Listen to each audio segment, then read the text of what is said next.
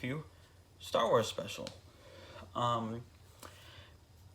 Basically, today I will be recommending, or also slash doing just a top 10 list of Star Wars Rebels episodes.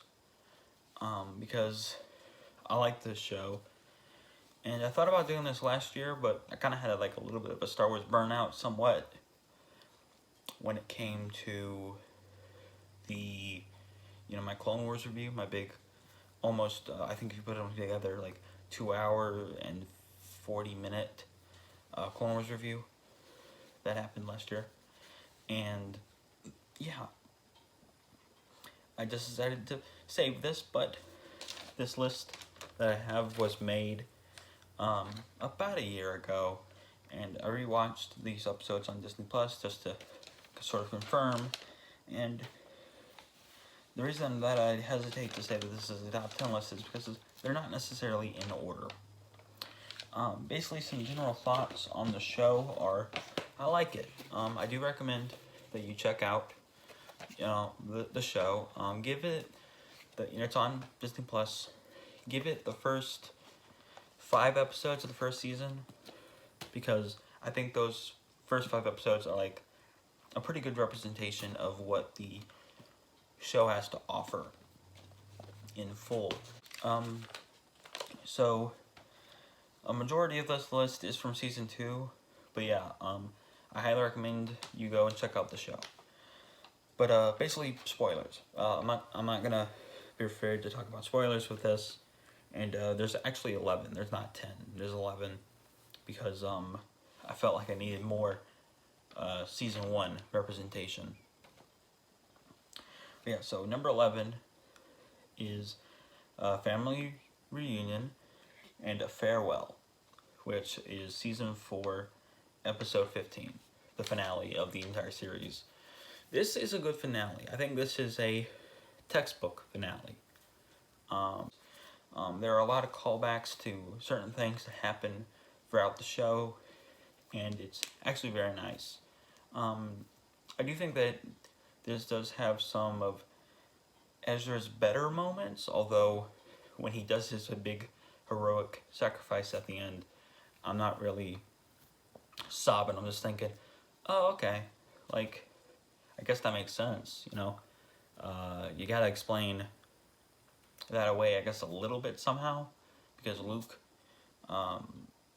throughout the original trilogy, you get this feeling that Luke's the only Jedi left. So, he kind of has to be the only Jedi left. But yeah, and having Ian McDiarmid in the show was actually really cool, and this was before we knew that he was going to be in Rise of Skywalker. And but yeah, I do really like a lot about the finale of this show. My least favorite thing is like the Purrgil show up, because of course we have to have the space whales, because and I stand by this. That space whales episode is like one of the worst episodes of the show. It's kind of just pointless in there. It is kind of cool to like expand the world a little bit, explain how hyperdrive was discovered, but I don't know, it just seems a little bleh. And is her name Carrie Bex? Carrie Bex, one of the producers of the show, in the Rebels Recon episode about Farewell and Reunion, talks about how the reason that they put the Purrgil in there was just so people could say that no episode was filler, and they could pat themselves on the back for not having filler. But that's a lie. You did have filler, and I do quite like it. Number 10 is Fire Across the Galaxy. Now this is the reason why there are 11, because this is, well, I do like it, and it is a good episode. I actually, fun fact, I watched these in like chronological order for the viewing of Disney Plus. I watched these in chronological order and whatnot. For poops and giggles, and also just so it wouldn't be there when I came back to it. My Disney Plus. But yeah, And this is a good season finale. There's some callbacks to things that happened previously in the season, and it has a nice moment for Kanan actually, where he accepts his failures as a Padawan and is able to defeat the Grand Inquisitor, who is this shady looking dude right here in it. And yeah, I do like it. Number 9. Oh, there's a really cool thing where to show how much more trained Kanan is compared to Ezra. So Ezra's lightsaber in the first season, or the first two, acts as both a like stun gun basically and a lightsaber. And throughout the Grand Inquisitor fight, we see Kanan using it both as a close range weapon and a distance weapon, a long range one. And Ezra's like, oh, I've never thought of that. And throughout the rest of the show, he doesn't really use it that way almost. Except I think for like maybe one episode or one moment in Shroud of Darkness, maybe he doesn't really use it the same way that Kanan did in this. So number 9 is Homecoming. This episode is about basically Hera goes and meets her dad. Her dad is Cham Syndulla from the Ryloth arc of season 1 of Clone Wars. Basically, her dad is Cham Syndulla. And this is about the sort of rekindling of their relationship. Basically, quite obviously, Cham was busy being a free fighter and couldn't really be there for his kid as much as his kid would like for him to be. So she naturally kind of grew a little distant from him as events of the Clone Wars and eventually the rise of the Empire happened. And yeah, it's a pretty good episode, and there's some nice heart-to-heart moments between Hera and Cham. So that's nice. I like that. Number 8 is I have a fan.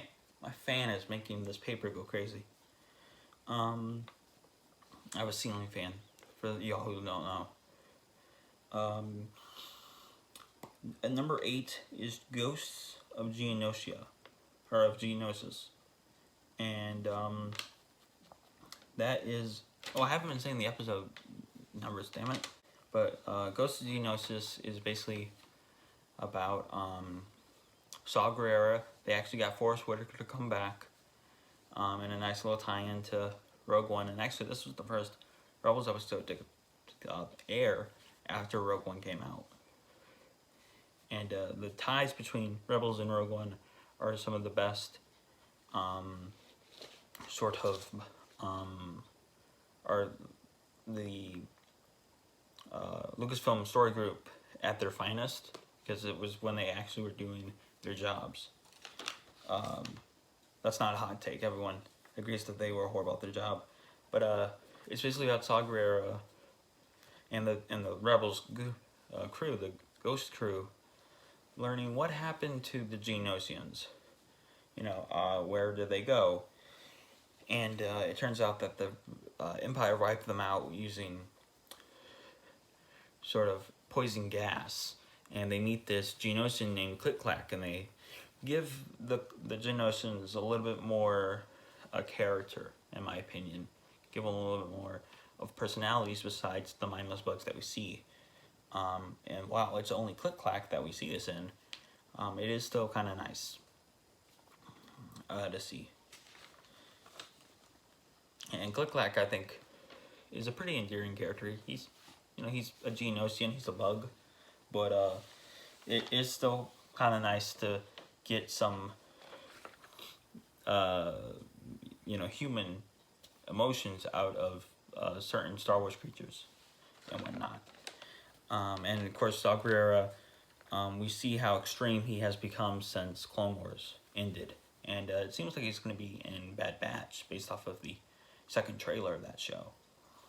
But yeah, it's fun. And I have actually quite a few episodes of season 3 here too. Number 7 is Rise of the Old Masters. Now, this is the 5th episode of Season 1, and it's also the first episode to be written by Henry Gilroy.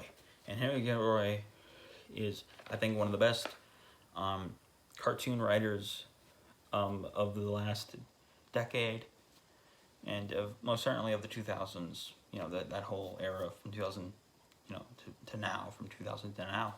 He's really good. He worked a lot on the first 2 seasons of the Clone Wars.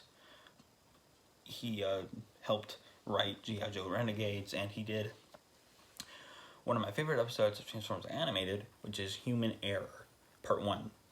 And we really get to see some of his masterful writing here on full effect. And basically this episode is about the Ghost Crew going to save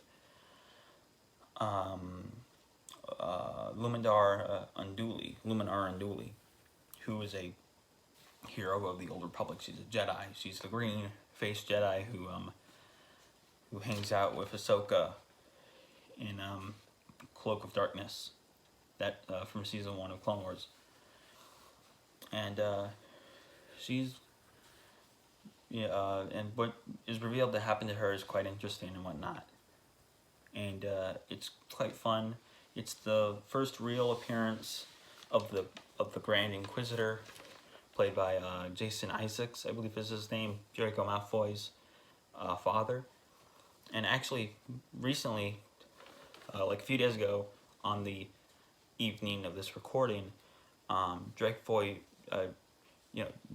Malfoy's mom, the actress who played her, she recently died of cancer. So, yeah, that's unfortunate. And this video is being recorded, I think, the 19th of April, I believe. I believe it's the 19th. So, yeah, that's... There you go. And, yeah. Pretty good episode. The reason why I think it resonates with me so much, and why this was kind of the only Season 1 episode on this list for a little bit, is because when I was younger, like let's just say around 13, I had a dream where a Jedi and an apprentice lifted a door together using the Force. And there was always something that I remembered from that dream. I don't remember anything else about that dream. Just that image. And this episode has that in it. And it was like a dream come true.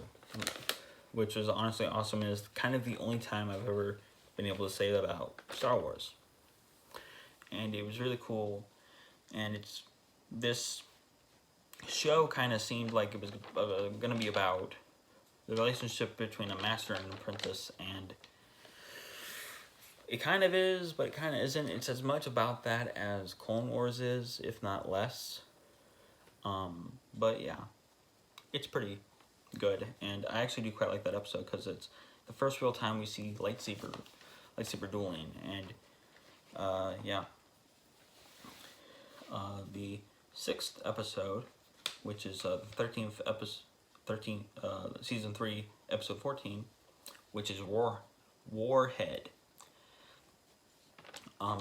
Basically, this episode is about Zeb, AP5, I believe, and Chopper, the resident R2-D2-like droid of the show. He's like right here. Are left to their own devices on Chopper Base, and they run into this protocol droid that's actually an Imperial spy droid who is supposed to go out and find rebel bases and eliminate them, or at least are supposed to go find rebel bases, and if are threatened can turn into sort of battle bots. And it's really fun. And it brings out the AP and Chopper relationship they're very bickery, and they're like, they're like R2 and C-3PO, but not entirely like them. AP is played by Steven Stanton, the guy who played Tarkin in Clone Wars, and he does like a Alan Rickman impersonation, and he's actually really good. And one of my favorite moments of the show is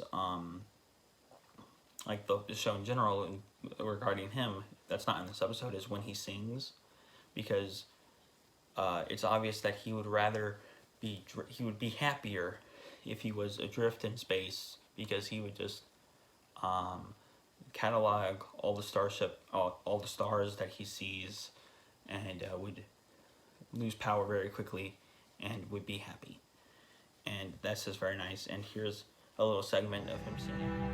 It's easy to see I fit perfectly in this wonderful, beautiful symphony. I was so happy.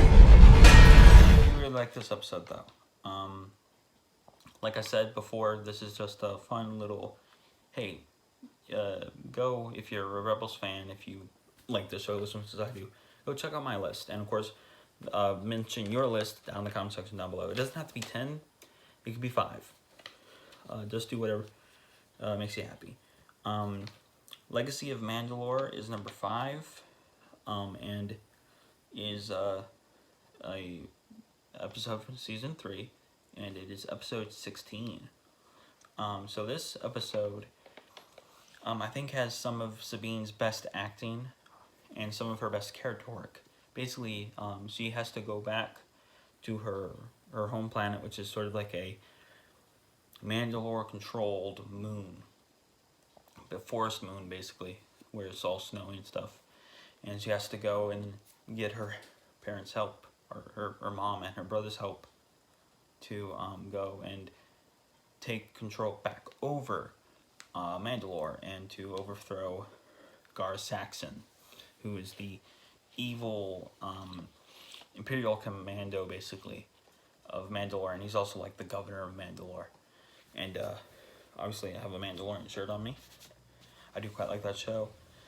And yeah, I think that this is very interesting because it builds more on the lore of Mandalore, and it's actually that and Trials of Darksaber, which is the episode is the episode that's preceding Legacy of Mandalore, are 2 good companion episodes, but I had to pick one, and I picked Legacy of Mandalore, which has a really cool lightsaber fight, and it's just generally fun.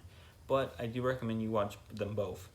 Trials of Darksaber, which is episode 13, and then Legacy of Mandalore, which is episode 16. Sorry, episode 15 and 16 of season 3 are Trials of the Darksaber and Legacy of Mandalore, respectively. I'm sorry.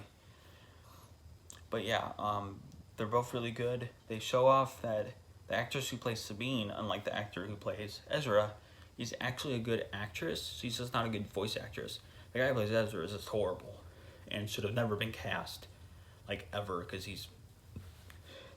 There are some moments throughout the show where he does actually have some good acting, but no, he's just horrible all around, and he, I think, is the, like, worst aspect of the show. He really brings down quite a few episodes that he's in, and he's in almost all of them, because of course he is. And I think if they bring back Sabine for the Ahsoka show, just bring her back, because she was actually pretty good. Just bring her back and, you know, teach her how to fight and stuff, you know, do some training, and I think she'll do a good job. And of course, they're planning on, I think there were rumors that Ezra might be played by the guy who plays Aladdin in the live action remake, which, that's a little on the nose, but okay. I thought he was okay in the remake of Aladdin, so I guess better him than anyone. Next up is episode 4, The Honorable Ones. Now this one is about basically Zeb and Agent Callus, who was played by the guy who played Martin Luther King in Selma, are basically stranded on a moon of Geonosis, an ice moon of Geonosis. And they have to survive the night, basically, trying to survive the cold. And it really compares these two like warriors who both have ancient weapons from Lasat, from the Lasat sort of homeworld of the battle. I think they're called bow rifles. Basically, they're guns that turn into electric bow staffs. And you learn a lot more about Ancient Callus this episode, until eventually, I think, a season later, where we have Through Imperial Eyes, where we get more characterization from him. And I picked this one over Through Imperial Eyes because Zeb was my favorite character when I was watching the show, but it's slowly become Hera. I think something I didn't talk about during Homecoming, which I'm into, was that Vanessa Marshall is probably the best actress / actor of this whole show. She does a really good job, and her character is really good. She does a lot of good acting in this show, creating Hera. And Steve Bloom does a pretty okay job at being Zeb, and Zeb is, I think, the funniest of the main characters and stuff, and was the one that interested me the most back when this show was out, until I slowly started to fall in love with Hera. And there's just a lot of fun stuff with Zeb. I also think this is just pretty good. It's a simple, nice little episode. And then finally, number 3. Now this is sort of an actual ranking. The actual third best episode of the show, at least in my opinion, is The Last Battle. Now this is pretty special for a Clone Wars fan like me. It's basically about the final battle between the Republic and the Separatists. Basically, a super battle droid named Kalani, I believe, basically got the message to shut down after the Clone Wars, but he figured it was a Republic trick, so he stayed online, and he stayed online for almost 20 years at this point, and has been theorizing and strategizing the best way to destroy the Republic. And he's done it multiple times, and he's now given the opportunity to do it, thanks to Ezra, Kanan, and Rex, Captain Rex from Clone Wars. Oh yeah, at some point this show just starts to become a Clone Wars sequel, because like Ahsoka shows up, and Rex shows up, and Rex becomes like a mainstay after season 2, during and after season 2. Yeah, but Rex, there's a lot of good character development here. I've talked about this before last year when I was talking about Clone Wars, but Ezra points out a really cool fact about the Clone War, where basically, since Palpatine was playing both sides of the conflict, the droids and the clones were never meant to win that war, and who ultimately won was the Empire, because Palpatine got his way. He fueled both sides of the war and prospered and became Emperor of the Galactic Republic, or the Galactic Empire. And it's pretty fun. And, there's just a lot of fun, emotional stuff for us Clone Wars fans for this episode.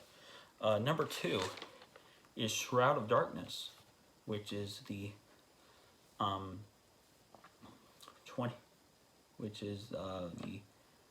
a season 2 episode, and is the 18th episode of the second season. And basically, this is the second Jedi Temple on Lothal episode, and I think it's the best of the 2. We actually get to see Yoda, and Yoda, basically Frank Oz reprised his role, and I don't know, I don't really care. I think Tom Kane is a better Yoda than Frank Oz, really. I mean, Frank Oz is good, but stick to Plamus Piggy, man. Yoda is Tom Kane's character, and so is Aunt Akbar. But of course that's my opinion, but it's fact. You know, Yoda's too good for Frank Oz. But yeah, and of course Ahsoka seemingly learns the harsh truth of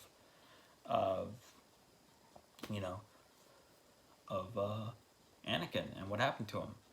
And Kanan becomes a Jedi Knight, and it's like a really awesome scene where he gets like 2 lightsabers, and one of them is his traditional blue lightsaber that he has, here. And another one is like a red lightsaber and stuff, and it's really cool. And it's revealed that the Grand Inquisitor was actually originally like a temple guard and shit. It's awesome. They bring back Jason Isaacs and stuff, and it's really cool. It's really fun. And of course Darth Vader shows up, and at the end of the episode, and James Earl Jones actually reprises his role here, and yeah, I do like it. And yeah, this leads me to my number 1, which is the season 2 finale, Twilight of the Apprentice. Now, Twilight of the Apprentice is actually like really good, like really, really good. I honestly like it a lot, and I think basically after Shroud of Darkness, Yoda basically says, go to Malachor. And Malachor is not a person, as Ezra thought at first. He is, in fact, a place. And so it's the ancient homeworld of the Sith before that gets retconned in Rise of Skywalker with something or other, whatever it was called. And actually, something that was kind of neat that I noticed the first time I saw the movie was that the plan from Rise of Skywalker looked like a blue version of Malachor, and I've always wondered if that was on purpose, but I have no idea if it was, really. But I've always wondered if that was on purpose. It might be, who knows. Also, if you remember what the name of that planet was, comment below.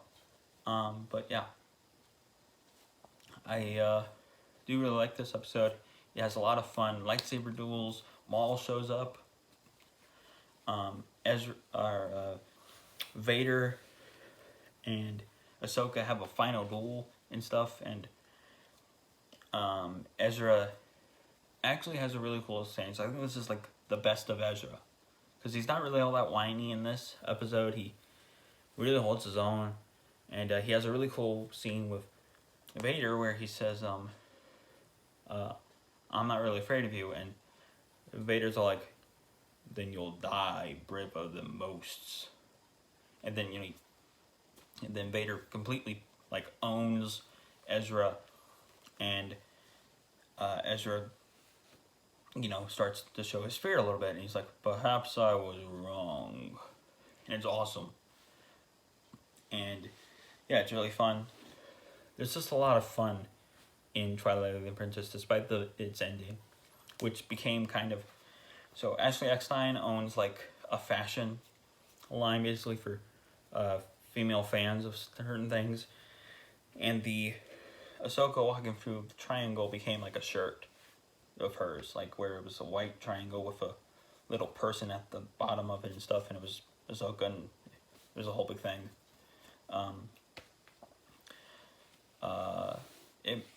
Ashley Eckstein's like fashion company might be called like Her Fandom. I could be wrong. I actually don't know what it's called, but yeah. And honestly, that's cool. People should be allowed to be fans of anything they want to be,